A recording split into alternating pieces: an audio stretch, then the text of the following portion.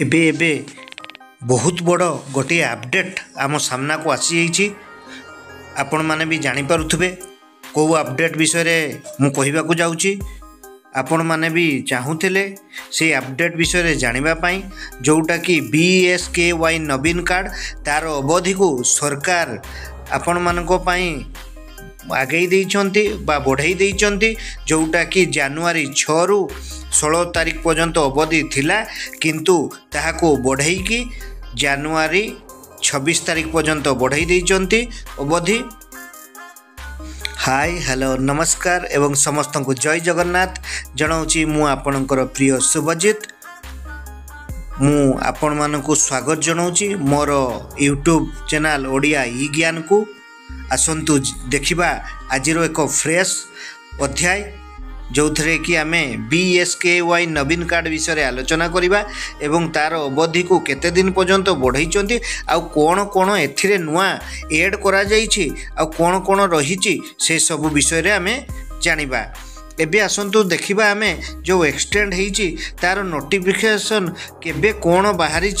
ता उपरे आमे वर्तमान आलोचना टिके करदबा जो थे कि आमर government of Odisha health and family welfare department 16 तारीख माने आज एबे ही अपडेट को करिसंती जो डेट BSKY नवीन कार्ड रो नोटिफिकेशन होइतला 6 जनवरी 2024 रु 16 जनवरी 2024 को ताहाको बढ़ाई दे सरकार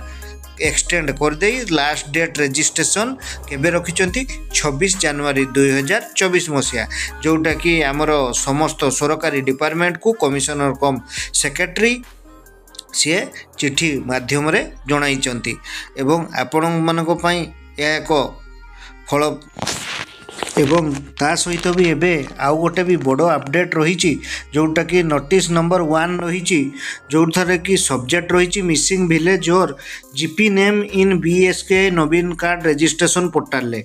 जोटा रही से भी आपण माने कौन करेंगे टे देखी दिंतु वीडियो को। जो माने एलिजिबल फैमिली रही से रिक्वेस्ट कराई से मैंने तांकर विलेज एवं GP रो नाम को अवेलेबिलिटी अच्छी कि नहीं से का पोर्टाल ले देखे जदि इनकेस जदि से विलेज बा GP नाटा मिस रही बा नहीं से ताहले BSKY नवीन कार्ड रो जो हेल्पलाइन नंबर रही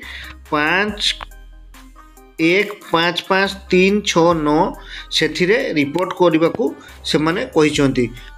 जोटा कि 12 जनवरी 2024 पर्यंत थिला सेटा एबे भी कले भी चलिबो जो मनकार मिसिंग रही जेहेतु आमर अपडेट माने बढ़ी डेट एक्सटेंशन होईची आउ जो मनकर नाही सेटा को विलेज बा ग्राम पंचायत RI सर्कल ब्लॉक तहसील जोटा रही कॉल सेंटर एग्जीक्यूटिव ताको वेरीफाई करेंगे रेवेन्यू एंड डिजास्टर मैनेजमेंट द्वारा एवं पंचायत राज एवं drinking water PRDW department only the verified village and gram panchayat will be included माने जोटा वेरीफाई हो पार विलेज एवं ग्राम पंचायत ताहाको से पोर्टाल ले रजिस्ट्रेशन पाई इनक्लूड करा जिवो। एभली इनफॉर्मेटिव वीडियो देखिबा पाई आमर यूट्यूब चैनल ओडिया ई ज्ञान को सब्सक्राइब करंतु एवं लाइक कमेंट शेयर करी आमको आहुरी एमती भलो भलो कंटेंट करबा पाई सहायता करंतु। धन्यवाद।